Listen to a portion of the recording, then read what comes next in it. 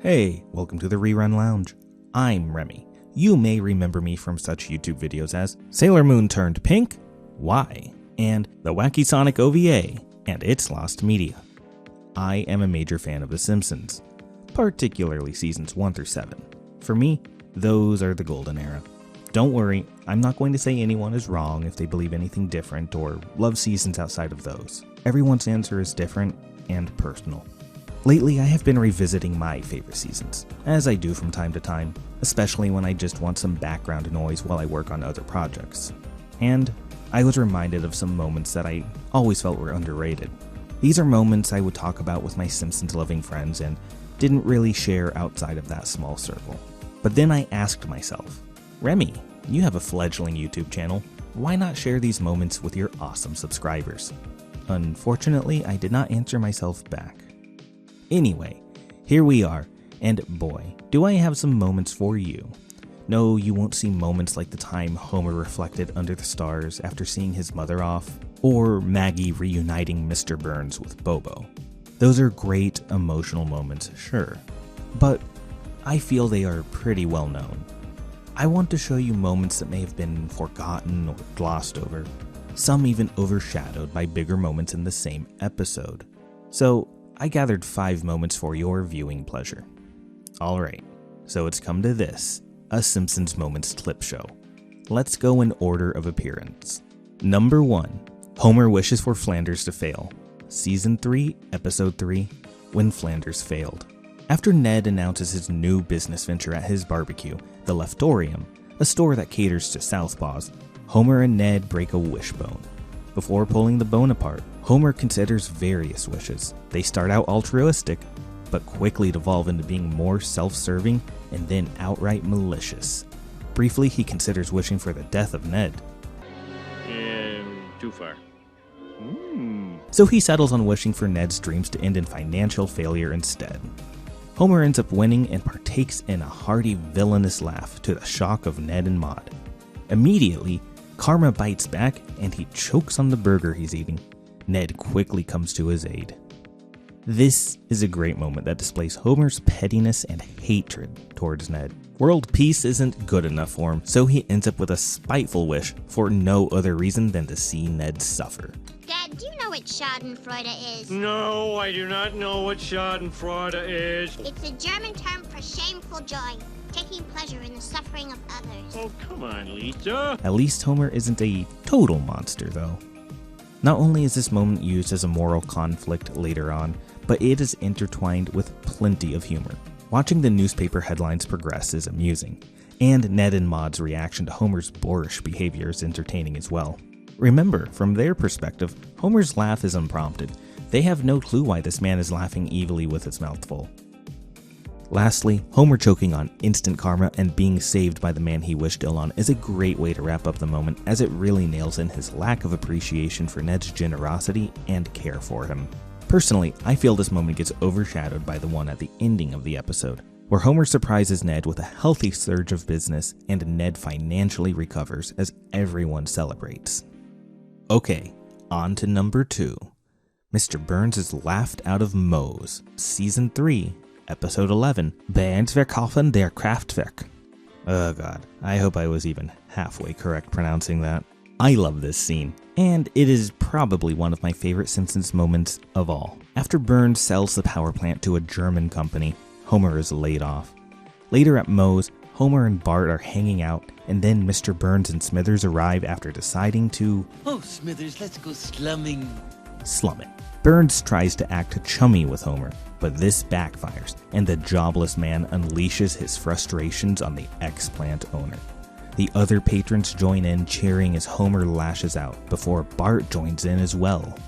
Finally, Mr. Burns realizes that he is no longer feared and is laughed out of the bar as everyone sings "Na na hey hey, kiss him goodbye." Let's get out of here. Na na na na na na na na. Way goodbye. With his humiliation complete, Mr. Burns makes it a point to get the power plant back under his control and become feared once more. I've got to get my plant back. I am a huge fan of this moment. It's great watching Homer tell off Mr. Burns, I'm not your buddy, you greedy old reptile. someone thought to be untouchable, especially in the earlier seasons.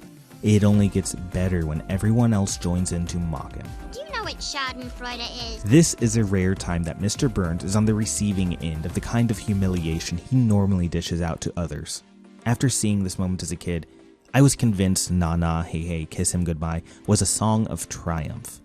I thought it was the coolest thing because I always viewed Mr. Burns as the villain, and this marked a sort of defeat for him. Ending the scene with Mr. Burns swearing to regain his power plant after being ridiculed just made for an even more dramatic finish to an already impactful moment. This scene was played less for laughs and more for drama, but there are still a few clever quips. Let me ask you something. Does your money cheer you up when you're feeling blue? Yes. Okay, bad example. Also, there's a lot of interesting interactions between Moe and Bart. He's a pimp, this one is. I don't hear much talk about this moment, nor really this episode. The famous Land of Chocolate scene originated from this episode, and I think it really stole the spotlight. It is later seen in a Clip Show episode, and to be honest, I thought it was an original bit for that Clip Show episode when I was younger, because I rarely ever noticed this episode. That could just be me though. Next is number 3. Lisa overcomes her addiction. Season 4, episode 14, Brother from the Same Planet. The B plot for this episode follows Lisa and her addiction to the Corey hotline, a phone number you can call to hear the voice of teenage heartthrob Corey. Hi, this is Corey. Hope you and I can get married someday. These hotlines used to be everywhere before cell phones were mainstream. Are they still a thing? I don't know, because I never cared for hotlines. I didn't want to pay the low price of $4.95 a minute. That's actually somewhat believable. Once her addiction gets her in hot water with Principal Skinner, it is agreed that she needs to stop, and her first step is to make it 24 hours without calling. The moment that I find to be underrated is where Marge walks in on Lisa asleep at the table, with the phone cradled in her arms. She sighs to herself, lamenting that Lisa could not make it, but at least tried her best. As Marge goes to hang up the phone, she doesn't hear Corey on the other end, but instead hears that Lisa was listening to the time of day service. It's a number you can call to hear the time read off to you as it changes. The announcer speaks. At the tone, the time will be 12 midnight. And then both Lisa and Marge smile, knowing that if she can make it one day, she can truly beat the habit. I made it. There aren't any jokes in this moment. It is played straight to be a touching scene that shows Lisa's strength and willingness to break addictions. This gives a lot of promise for her, considering that both of her parents have their vices. Marge succumbed to a gambling addiction before getting it under control, and Homer, well, we know how he is with his. Considering Lisa's story is the B plot in this episode, and the A plot also has many touching moments as well, I feel this deserves a little more attention. Now for number 4, Sideshow Bob's speech. Season 6, Episode 5, Sideshow Bob Roberts. Sideshow Bob, convicted of multiple counts of attempted murder, masterminds his way out of prison and into the mayoral election. He runs against Quimby and wins in a landslide. And we remind you there is a 1% margin of error. Now for the moment. Bob walks up with a victory speech, ready in hand. He adjusts his papers and begins, but instead of words, a swelling laughter eases its way out. He discards the prepared papers, and his laughter strengthens until it gives way to a full-blown maniacal cackle. The overwhelming joy he feels from his evil plans coming to fruition is too much to handle, and all he can do is shamelessly revel in his newfound position of power. This is a very short moment, but it is raw emotion. It is very chilling and marks the uncertain future of Springfield and its residents.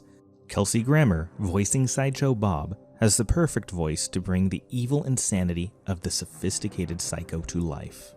Due to the length of this moment, I feel it may get forgotten, and even possibly overshadowed by the outburst Bob has later in court. So I wanted to make sure you got to see it.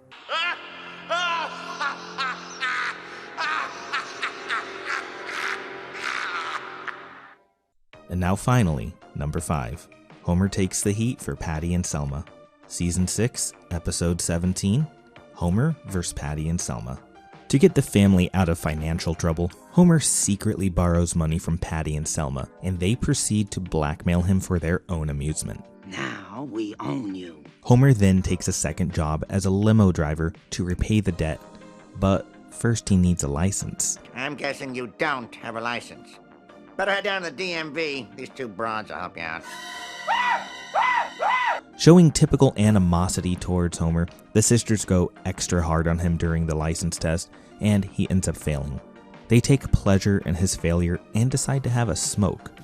This ends up getting them in trouble by a superior for smoking in a government building. Because that is precisely the kind of infraction that can cost a couple of sisters their promotion. Now, the tables have turned, and Homer takes joy watching the twins struggle to explain themselves, but notices Marge saddened by the display.